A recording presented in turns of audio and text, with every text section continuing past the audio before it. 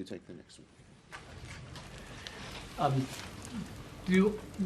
What they're targeting now is things that conservatives and Republicans have long targeted, I guess with the exception of the FBI in a sense.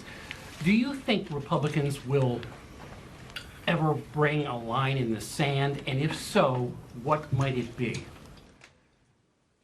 That's an open question. And in the House, where the Republicans have the smallest majority of any party since the Great Depression, when they're at full strength, at this moment, they're not at full strength and will shortly be 217 Republicans to 215 Democrats. That'll be the smallest majority since the 1800s.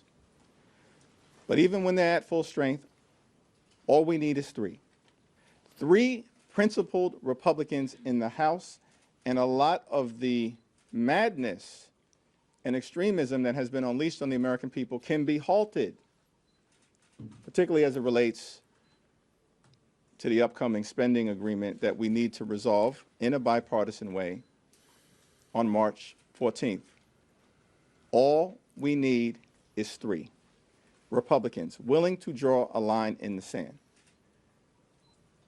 Now, the extreme MAGA Republicans have made clear they want to end Social Security as we know it, end Medicare as we know it, and end Medicaid as we know it. Last week, with the unlawful Office of Management and Budget order, they made their first move on Medicaid.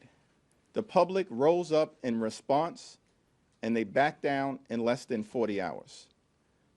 But we will never back down in pointing out the types of things that the MAGA extremists and the far right are trying to do to hurt everyday Americans, the people that they claimed they were working hard to help.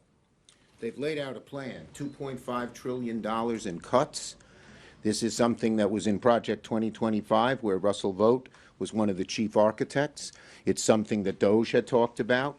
And the cuts will be deep. They can't do $2.5 trillion without cutting so many of the things the vast majority of Americans, Democrat and Republican, really care about.